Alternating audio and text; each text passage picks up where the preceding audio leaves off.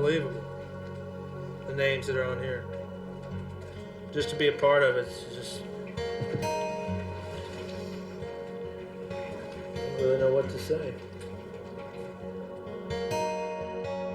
What can you say, especially when you win at the spiritual home of golf?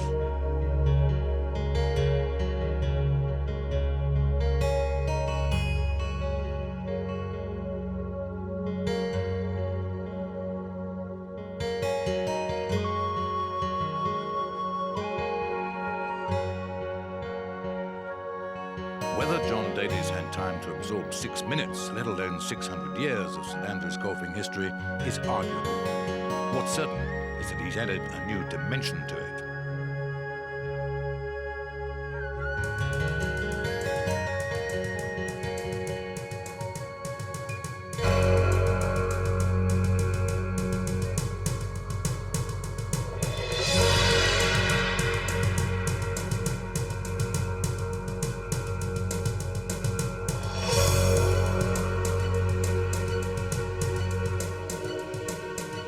The first time I ever played it, I thought, this was nothing. I just stand on the tee, can't see any bunkers, and I hit the ball, and some of the locals said, "No, laddie, you can't go there."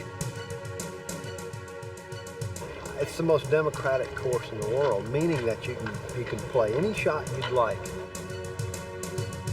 The course changes every day, and it's a pleasure to play over here. You miss it left all day here. That's where I tend to miss it. Of late, hitting it left all day has been the least of his problems.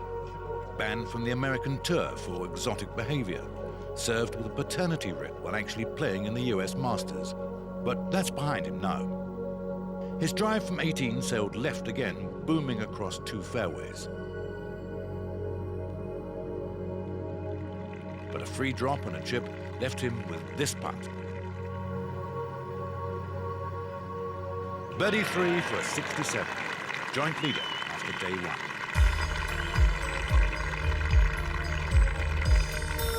Daly may not be the bookmaker's favourite, but he certainly keeps his glove manufacturer in business. Bookies went for pedigree. Nick Faldo, last St Andrews Open winner in 1990 with the lowest score this century. Smile, you're on camera. Yeah, really? Greg Norman, Which way do you get the car? ranked #1 in the world, but anxious for urgent transport for treatment to an injured back. With anxiety, he wouldn't play at all. I'll fix them up. Then what do I do? And what's this man doing? Rehearsing for a little fly casting? No, it's Arnold Palmer expounding his profound strategy for his last ever Open Championship. Oh, hell, I'll just hit it.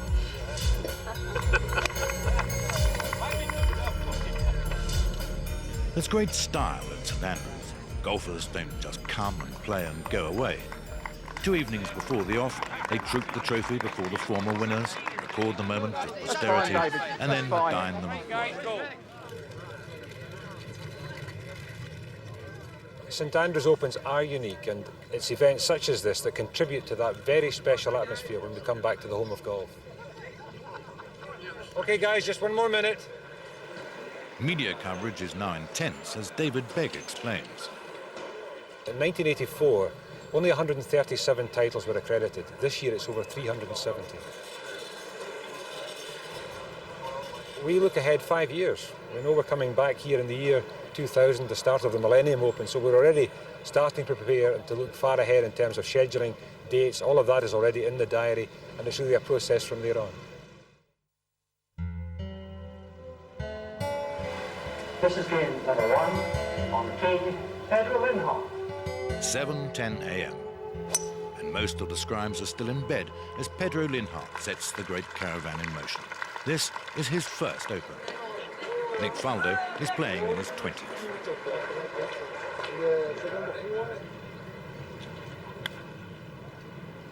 Jim Gallagher, meanwhile, simply ignores the Valley of Sin and finishes with an eagle.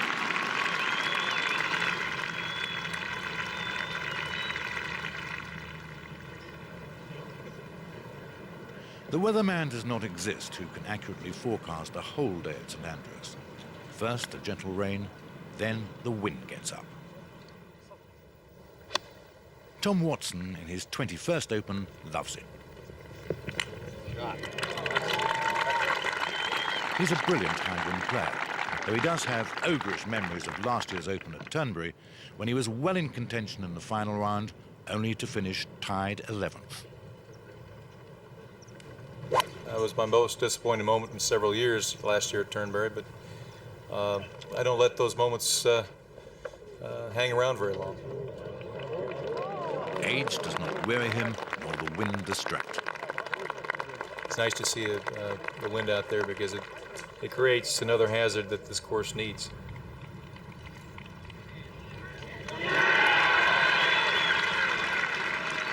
Round in 67, with 5 birdies and an eagle, he jointly leads the field.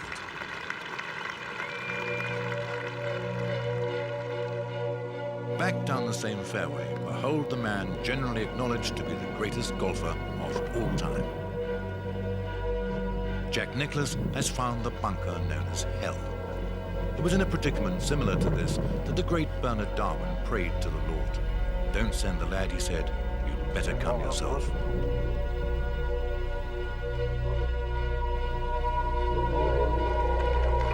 Nicklaus took 10 shots at the hole, but the putting stroke was still intact.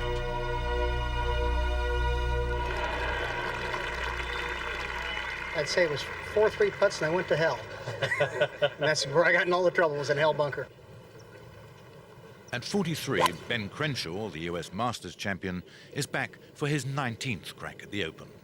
He's still struggling to unravel the mysteries of links golf. I don't think there's any way to learn everything there is about it. When you play against undulations of a convex nature like they are, you're going to get bounces and different angles to try to cross those undulations. It's very, very hard to learn them. Crenshaw is a great golf traditionalist. To him, the old course at St Andrews is Mecca, and this time he's tamed it for the joint lead at 5 under par. Nick Faldo knows his way round, or does he? Don't believe it.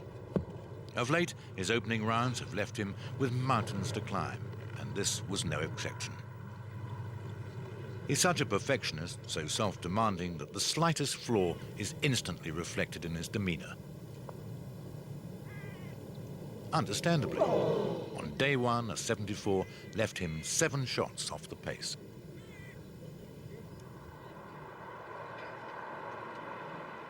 And now take a careful look at this. A woman, one of 2 distaff referees to be appointed for the first time by the Royal and Ancient. This is Kendra Graham of America. How are you? Hi, Nick. How are you? Nice to meet you. Nice to meet you. How are you glad been? I'm going to be with you Good, today. good. Well, congratulations, huh? Special. Thank you. Oh, that's Thank you very very special. much. Hi, Curtis Strange. Nice to meet you. I'm Kendra Graham. Judy Crichton. Nice to meet you, Judy. I'll be the walking rules official with this group today. Nick is Nick Price, the defending Open champion. He has a universal reputation as a charmer, but this year he seems somewhat out of sorts after a disappointing season.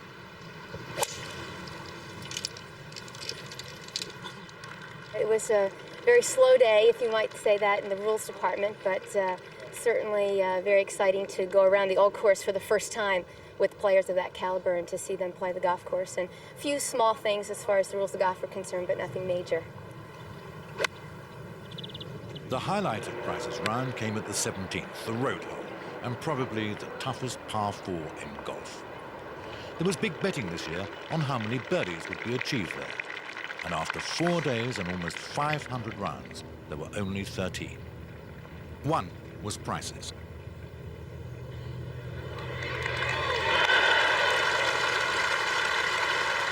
That was his finest hour. There was to be no starring role for the defending champion this year. So, after 18 holes, it was Watson, Daly, Crenshaw, and Zimbabwe's Mark McNulty at the head of affairs.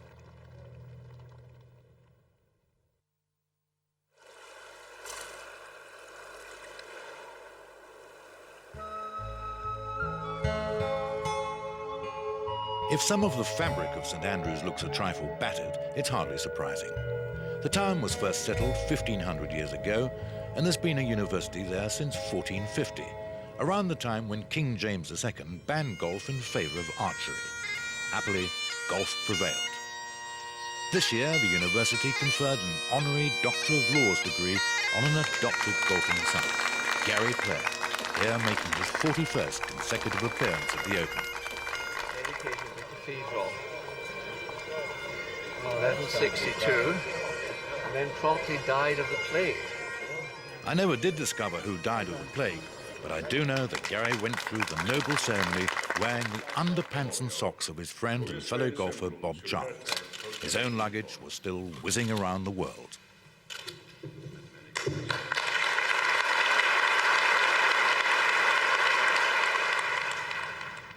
On course, Dr. Gary Clare, now 59 and winner of 9 major championships, survived all 4 rounds. He proposes to play in the Open until AD 2000. Probably not so with Jack Nicklaus. He, like Clare, also completed all 4 rounds at St Andrews, despite that shock horror 10. But if the old guard's changing, a new one is emerging. Eldrick Tiger Woods. Gordon Sherry. Woods, just 19, US amateur champion. Okay. Sherry, 21, amateur champion of Great Britain. Woods, 6'2", so this was a new American prodigy.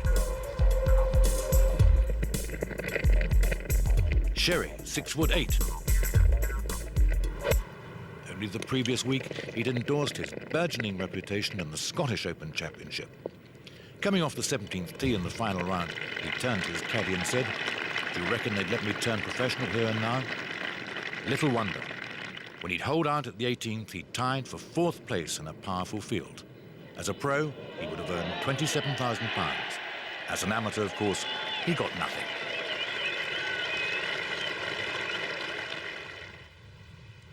Woods likewise plays for nothing and plans another 2 years in college. But there's no doubt that a highly lucrative future in professional golf is already assured. Links golf is all part of that education. I really do like it because it gives you so many options. You don't have to bring out the 60-degree wedge as soon as you miss the green.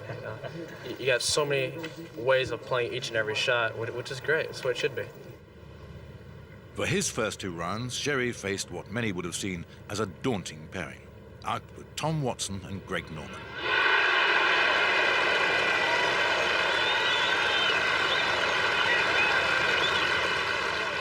Well, the young Scot's confidence matched his enormous stature. First time out, he took a 70. In the second round, Watson 76, Norman 74, Sherry 71.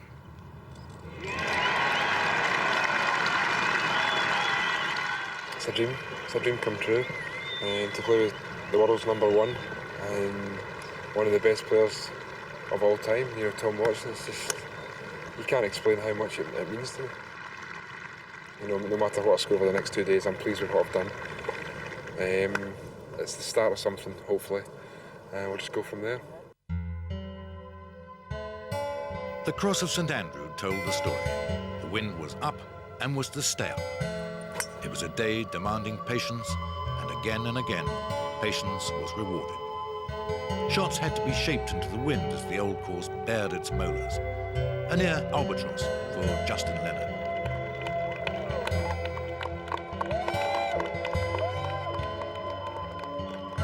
At the 17th, Paul Azinger chips off the road for one of the rare birdies at this demonic hole.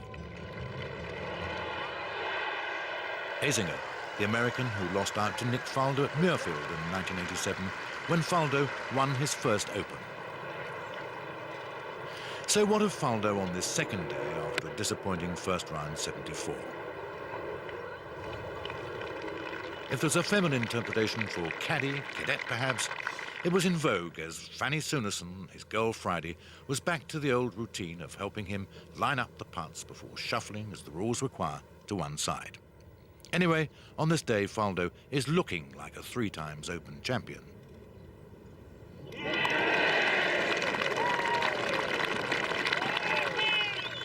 At the 17th, he's come up short to be faced with a tricky choice, to chip or putt. He putts, and it's the right decision. Faldo finished with a 67, a round matched only by 2 others on the day.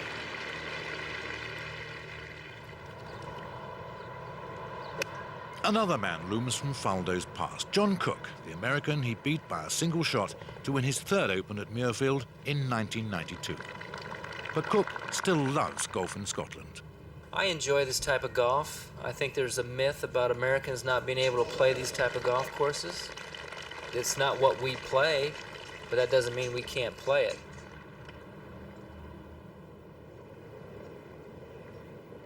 Another monumental putt keeps Cook right in the frame. 5 under par after 2 rounds.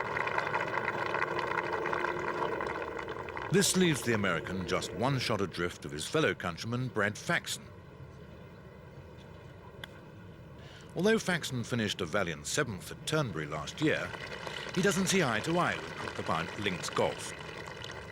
You've got to have a lot of imagination around these greens. It's not, you know, when you get up to the 18th hole, we don't have a shot in the whole U.S. where you have to hit a wedge down a hill or a putt from 40 yards short.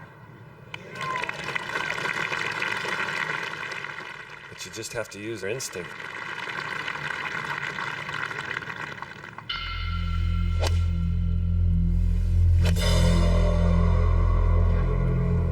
John Daly, meanwhile, is coming to terms with the enormous double greens. A putt here of a mere 180 feet. I think it was the hardest I swung all day was that first putt on 12. We don't have any 180-foot putts over in the States. I mean, hell, the 5th green is like a Canadian football field.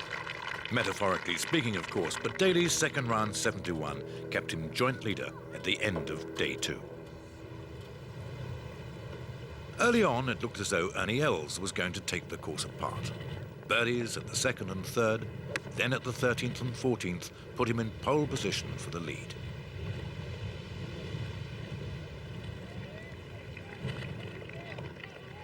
There's certainly no cooler customer out there, as the world witnessed when the young South African carried off the US Open title in 1994. But here on the old course, the putts began to drift. Maybe I just try to push it a little too hard in the end, you know. I try to get away from the other guys and, you know, ran up a couple of bogeys. Maybe it's a learning experience I've got to get over.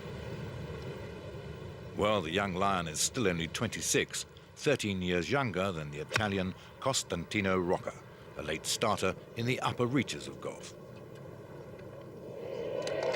Indeed, for 8 years, while working on his game, he didn't give up the day job, turning out polystyrene boxes.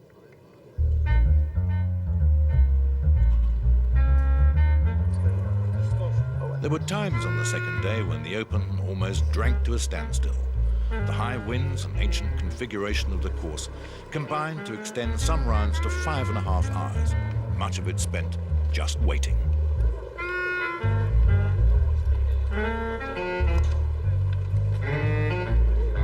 We were hoping that we would be showing the world, should we say, that the golf can be played at a reasonable pace, but unfortunately nature has taken charge of the whole event, and the referees, the rovers, everyone is really powerless to sort of speed the thing up under these particular conditions. Suddenly, the years roll back. Izoa Aoki, probably the best known of all Japanese golfers, is hurtling around the course. At 52, he's now a commentator for Japan's TV Asahi, and he's a sensation on his hands. Katsuosi Tomori, his countryman, is on track to finish day 2 as joint leader, the golfing equivalent of Iceland leading Brazil at halftime in the World Soccer Cup. There are huge fun and games out there. Tomori doesn't speak a word of English, and even if he did, he probably wouldn't understand the argot of his Scottish caddie. Neither studied Esperanto, so it's all down to sign language, the lingua franca being the game of golf itself. And it works. Now, with 5 birdies for a 68, he does finish joint leader of 3. Tamore's press conference was only a qualified success. Few could understand what he was saying, and many had charged off for a second impromptu chat with a legend. At one stage, Arnold Palmer had no intention of being here at all. He declared that the 1990 Open would be his valedictory appearance at St Andrews, but the wrench was too great. This is going to be a very special tournament for me, and one that will bring back just a lot of memories, and they're all good memories. Palmer's first appearance here was in 1960, when the little train, now long gone, still trundled them in from Lucas Junction. The first thing he did was engage the dean of local caddies, Tip Anderson. I remember the very day I met him. It wasn't the best of days, but it was blowing about 65 miles an hour or something. We tried to attempt to go out here, but it was played very bad. But come the championship, Palmer finished second and won the rare approbation of Henry Longhurst. Little delay, and look at that, look at that, look at that, look at that. Oh, he's about 4 feet short. What a beautiful shot. Here is a very, very great golfer indeed. No, he's hooked it. No, it's right in the middle. God, what a wonderful three. What a wonderful three. A year later, Palmer won the Open at Royal Birkdale. The year after that, he won again at True. Now, after more than 3 decades, knowing that he'd missed the cut, he was both playing and saying his farewell. Gentlemen, it's a great pleasure for me to have the opportunity to close this meeting and to say to all of you what a great pleasure it has been for me over the years. To have come here in 1960 and played in this championship, and to see what I saw then and to see what I have seen over the years has been a fantastic pleasure. This championship is one that I came to because I thought it was the most revered championship in the world. I still think that. Being my last one, I say, gentlemen, enjoy it. It's been great fun for me. I hope to come back many, many times and watch. And I look forward particularly to the fall meeting and to be here and play. Thank you very much. So he will be back, but only playing for fun as an honorary member of the Royal and Ancient Golf Club.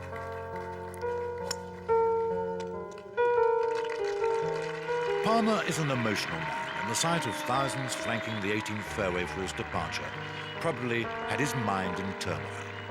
It was one of the great scenes in the sport, made possible by the Royal and Ancient wisely nudging a rule debarring players of 65 and above. They did so because back in 1960, this man, with his brilliance and style, had revived the Open Championship almost single-handed.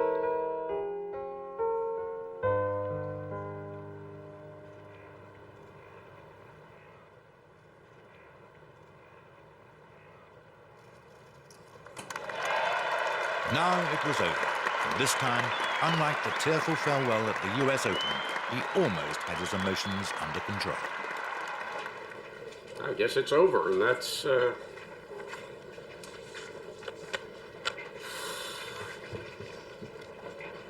very significant to me.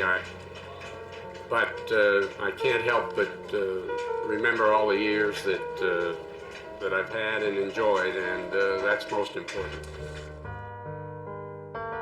I guess I'm not going to play again. That bothers me. But there's also a happy note on that too, that it's been good for the years. But back to reality. With 36 holes gone, there are 9 players within 1 shot of the lead.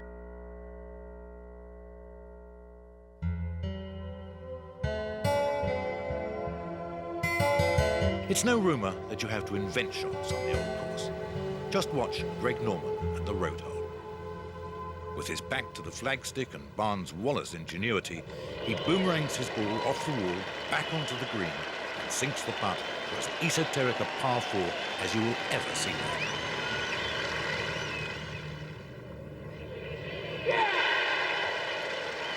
Norman, to his credit, never once invoked his back trouble as an excuse, but a bogey 5 at the final hole left him 1 over par after 3 rounds. The joint favourite was out of contention. The other joint favourite, meanwhile, gave his backers an adrenaline rush at the short 11th.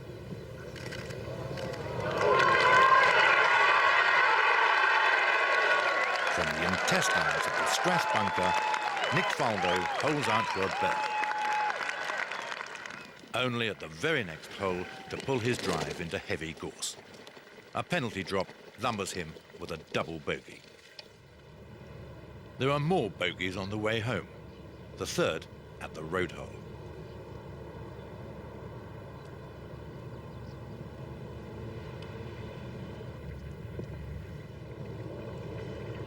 There's a TV camera hidden in there somewhere. Perhaps it's just as well there was no microphone.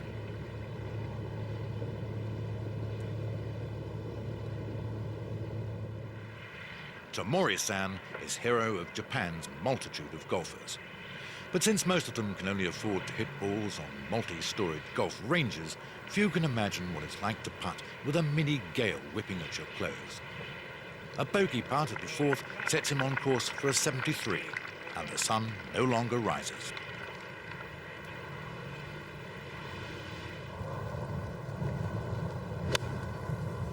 Suddenly, almost from the horizon of 2 steady opening rounds of 71, there emerges a name virtually unknown to many, Michael Campbell, a 25-year-old New Zealand Maori whose only previous shot at the Open ended in the anonymity of a missed cut.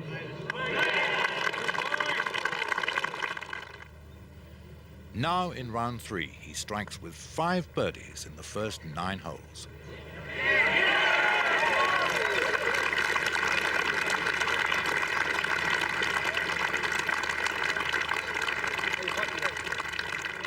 Behind him, Senior Rocca is keeping the pressure on.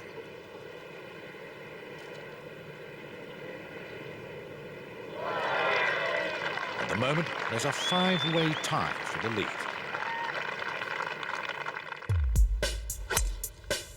But Campbell, with an easy swing that matches his personality, hasn't finished yet.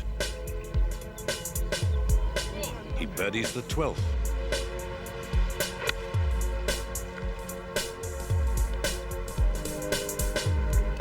He birdies the 13th. And then the par 5 14th. After those 8 birdies in 14 holes, alien conditions on a course almost unknown to him, Campbell has the grace and humour to admit he'd even astonished himself. Well, actually, I was surprised because, you know, there's a lot of good players out there going backward instead of forward. Although it's probably the first 11 holes of St Andrews is probably the toughest I've ever played. But still, the dreaded 17th road hole remains in his path. A man can lose his cool, his brains, a championship title here. And sure enough, Campbell plunges his approach shot into the same greenside bunker that unhinged Nick Faldo. Not only that, his lie against its near vertical face is much more difficult. As Campbell contemplates what the hell to do next, the 124th Open Golf Championship is at boiling point. It is said that John Daly, because of his earlier excesses, is not universally popular with his American colleagues. Well, he's an enormous hit with the British galleries. His bigger hit, in fact, is his 356-yard drive into the green at the 9th. Nor is Costantino Rocca yielding anything. Level par for the day on the 12th tee, he drove the 316-yard 12th.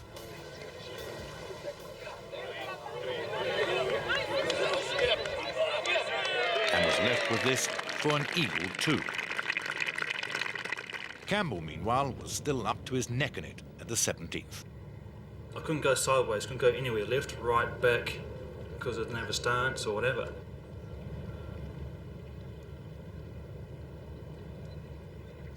And fortunately enough, it just took the right bounce from the lip and just popped up on the bank and rolled down to about a foot. There were many remarkable shots at the Open, and this was certainly one of them. A little lucky, perhaps, since he'd grazed the parapet. But a 4 there and a par at the last gave him 65 and the best round of the championship. Back on the 9th, Daly had to settle for a birdie, but at the 12th, Rocca obliged. Eagle 2.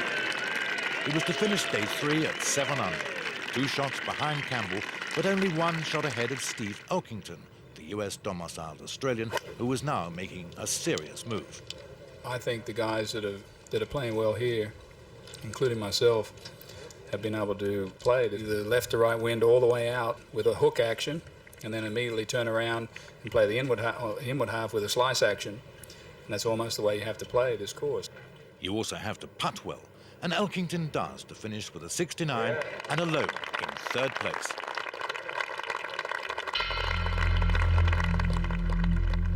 Now all eyes are on Daly. That'd be short of the bunker. I'm in trouble.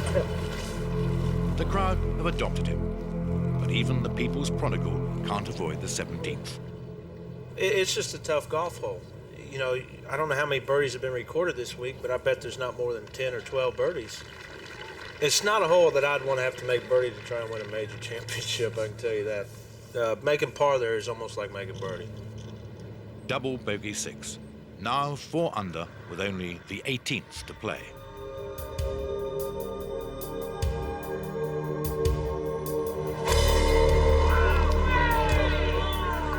This final hole is critical. In retrospect, the championship was to turn on him. Daly less drives than murders the ball.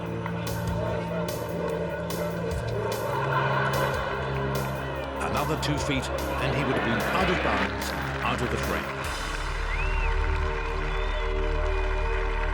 But optimism prevails. On this golf course, if you're 7 or 8 shots back, you're still in it, I think. They said the wind's supposed to blow a lot harder tomorrow, and so I'm kind of glad I'm not in the last group.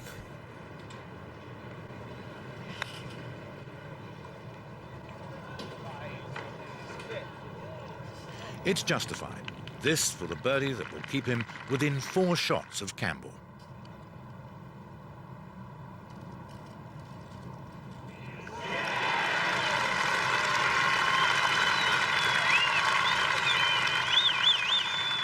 Campbell by 2 from Rocca and by 3 from Elkington. Tamori, Els, Paven and Daly are a further shot back. Yeah, I feel like I've got a real good chance here.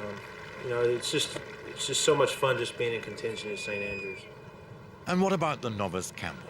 Can he hold on?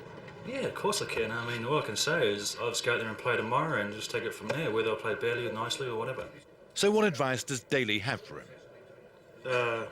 Just go out and make about 3 or 4 double bogeys right off the bat so I have a chance to win.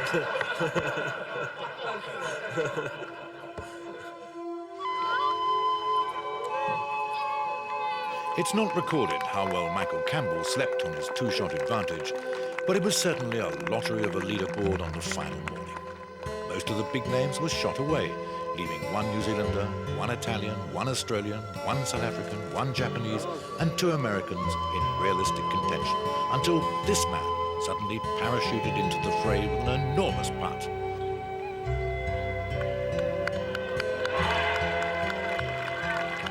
Stephen Bottomley of England, but practically no Englishman had ever heard of him. This is game number 50 on tee, John Daly.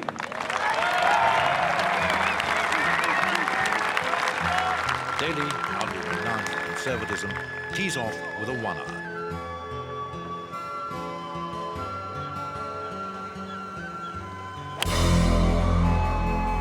Back home, they'd never believed the wild thing would play safe, but at the 4th, the howling wind, it pays off.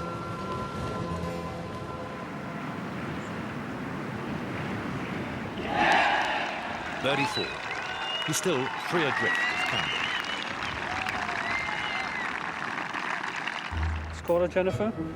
Michael Campbell. Hi, this is Jennifer. Pleased to meet you. Ken Lindsay. Ken. Michael. Dave, how you going? Thank you. Costantino. On the tee, Michael Campbell. If you're young and have never led an Open Championship before on the final morning, this is outer space. What you're looking at is a portrait of raw nerve ends.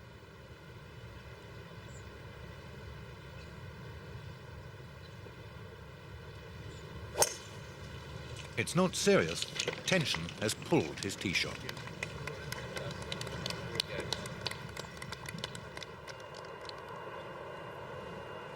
Out on the course, the gallery is growing around Daly. And all at once, the big swinger is playing with all the artifice of a seasoned links exponent.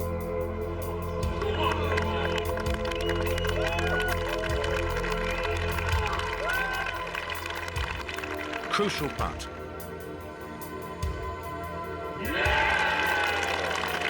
Birdie, 7 under. The gap is shrinking, and the wind, now almost Daly's ally, is still pounding. Indeed, apart from Daly, the wind is almost blowing the others backwards, literally in the case of the slender Tamori. Michael Campbell, despite a faint trace of Scottish blood, isn't coming to terms with it either. His drive at the 5th is almost blown into the estuary. He's still putting for his par 5.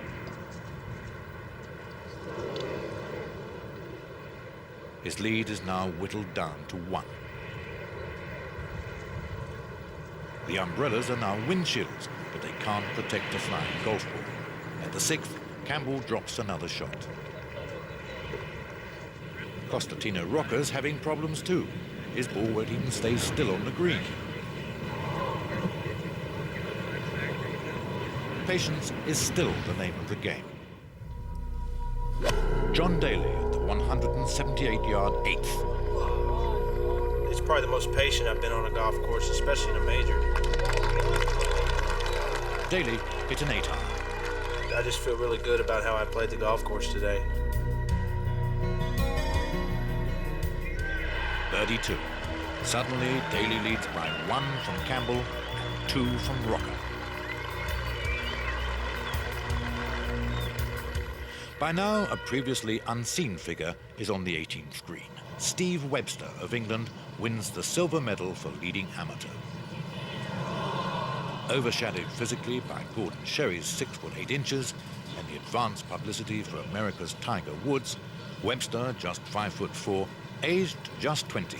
He finished on 289, 2 ahead of Sherry, 6 ahead of Woods.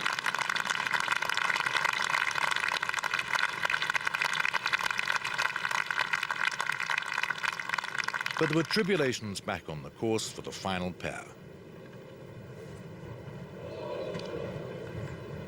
Rocca at the 10th, back to 4 under. Campbell at the par 3 11th. The Strath bunker takes its revenge. Back to 5 under. It's just a great golf course, you know, it's a good test of golf, and I've learned quite a bit from here, and you know, through experience. This golf course is really tough in the wind. 2 others join the fringe of the fight. Steve Elkington, after 3 early bogeys, claws his way back to 5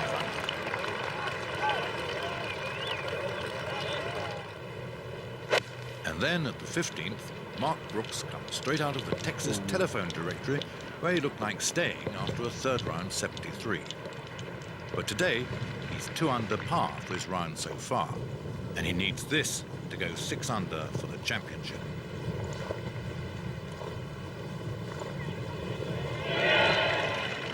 It puts him clear 2nd place so far. Daly leads the Open by 2 from Brooks.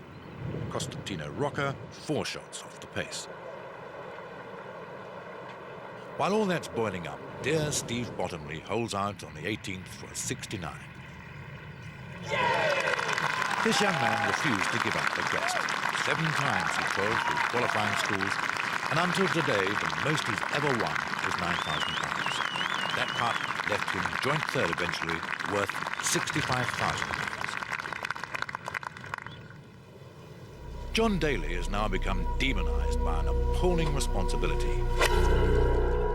He can actually win this thing.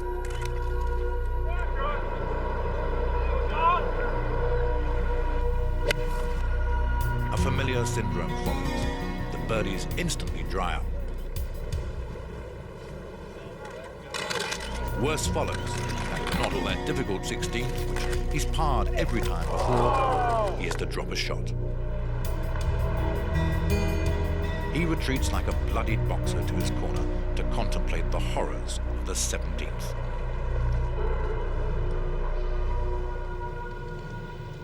By now, he admitted later, he was shaking all over.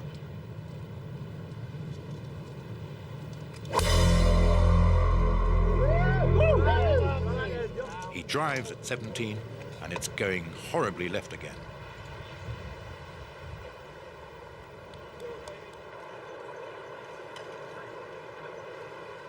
Up front, having double bogeyed the 16th, Mark Brooks has this birdie to get back to 5 under. So he's joint leader in the clubhouse, but without much conviction that this could be a permanent position. Back to the drama. Daly's second shot at 17. Left, it's in the road bunker and lying there like a casualty off the north face of the Eiger.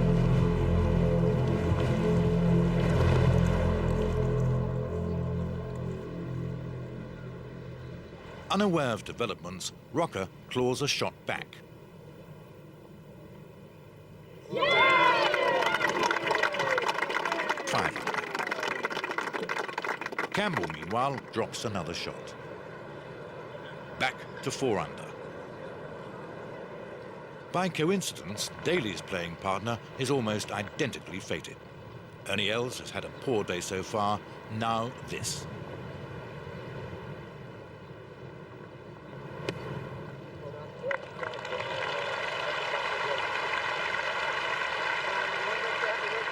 So it's possible, but can lightning strike twice?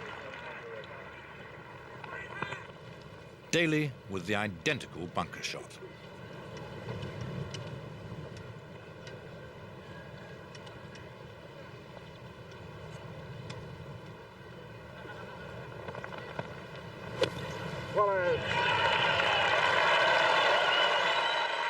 Getting out of the bunker the way I did, I don't know what I would have done if Ernie didn't hit first.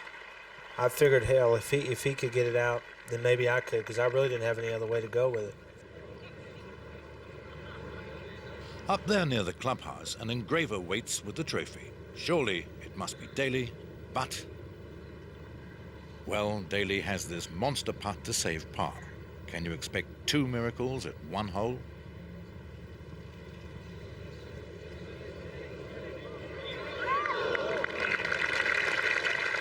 My body was just telling me, hey, it's a British Open, anything can happen.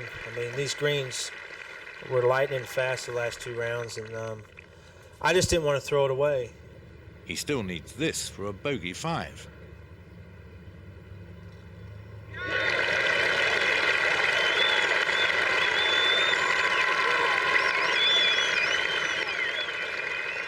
So the lead is down to 1. Daly at 18. All 3 rounds so far, he's hit a wood here. Now the adrenaline is so flowing that he'd probably clear the clubhouse. So a conservative iron. It's huge, it's left. It's hardly birdie country. But it's classic damage limitation as Rocca comes to the 17th.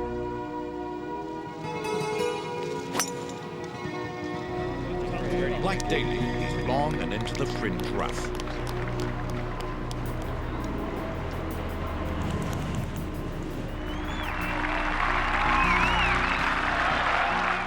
Patience was the main thing.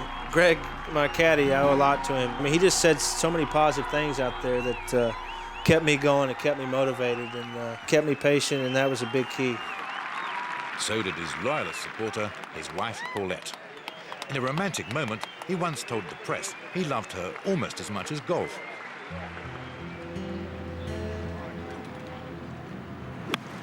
Two from here, and the title is surely his. But it's not over yet. 12 feet still to go.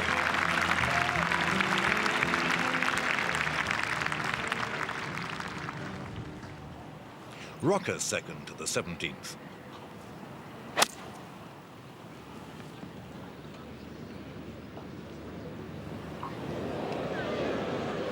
Well, it must be all over now. He's missed the green by plenty, a cameraman by a fraction, and finished on the hard shoulder. Surely, arrivederci, Rocca. At this moment, anyone with any fiscal acuity would have put the estate, the Monte Carlo apartment, and both Rolls Royces on Daly.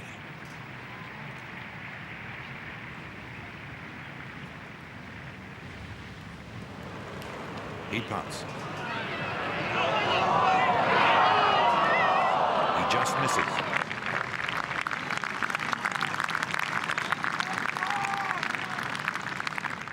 And he holds on for a 71. 282, 6 under par. Only a miracle is going to beat that. And had he had binoculars, Daly would have seen that. After an age, Rocca has determined that the only conceivable answer is the putter.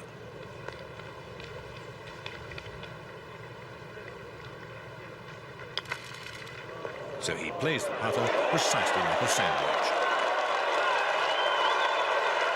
Genius are those who don't know the difference. Actually, admitted Rocca later, it must have hit a stone.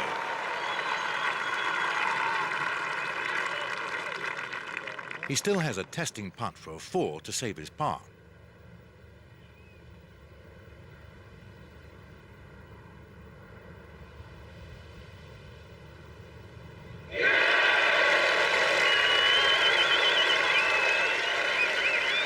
Okay, 5 under with 1 hole to play. The equation is now obvious. Rocca needs a birdie at the last hole to tie with Daly and force a 4-hole playoff.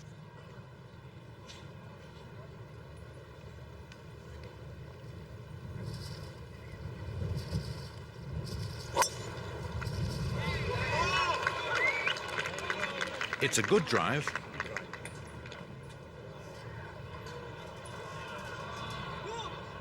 But it needed another half-dozen yards to take the Valley of Sin out of the reckoning.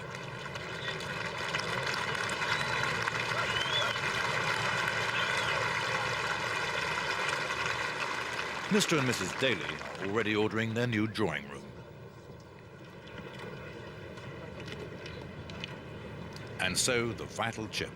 A chip and a putt would mean a tie.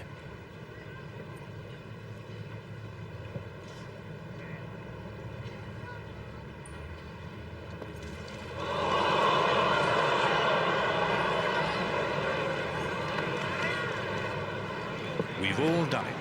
Dame Barbara Carlton, Mother Teresa, Imelda Marcus in her highest heels could have fluffed it just as well. It's all over. A 60-foot putt over the Apennines. Could there have been a more devastating letdown with the whole world watching?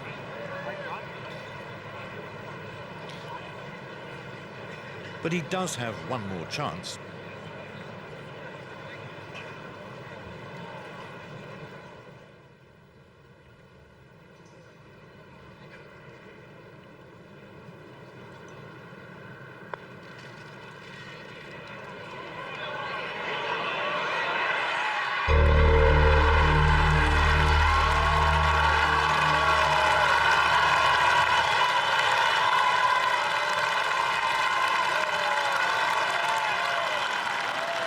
Never in 124 Open Championships has there been a finish like it. A century from now, they'll still rate that as the miracle shot of the Open Championship.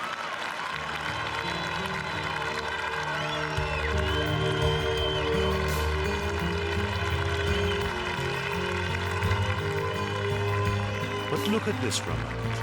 Michael Campbell, his own bid over, urges his playing partner to go on. Great game, Wolf.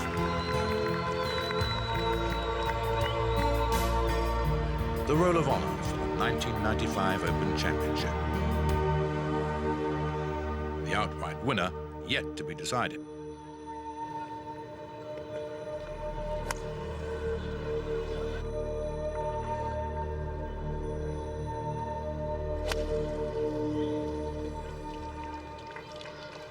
Actually, the excitement was over. As so often on these occasions, the rest was anticlimax. Had it been sudden death, it would have been all over at the first. Rocca for par. Daly one shot up. Daly at the second.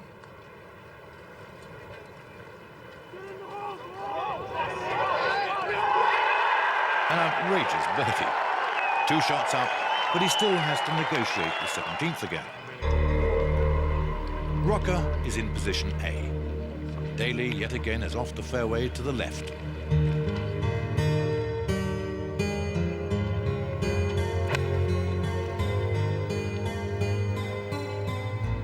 Straight into that old familiar chasm. Daly. He learns by the hour. A cunning young Tom Morris approach puts him safely on the green, and a par 4 is a certainty.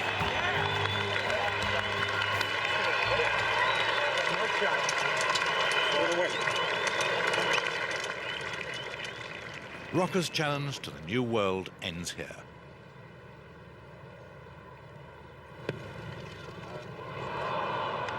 And the 124th Open Championship is over. They know the names are engraved on the trophy now.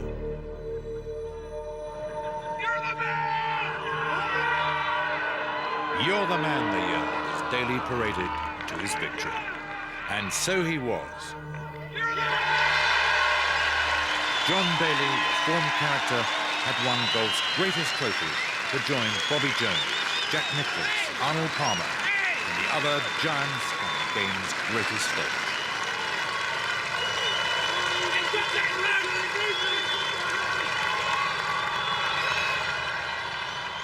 The champion golfer for the year and the winner of the gold medal with a score of 282, John Daly.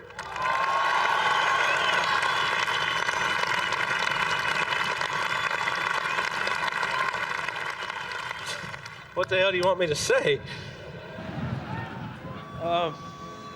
This is unbelievable. I'm just lost for words. But this goes to everybody, all my fans at home, but it especially goes to you people who rooted for me this year, this week. God bless you, and man, this is awesome.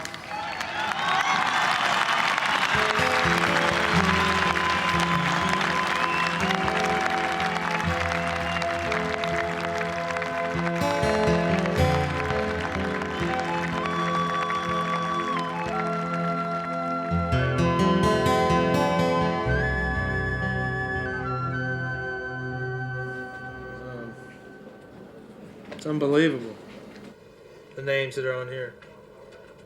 Just to be a part of it's just, I don't really know what to say.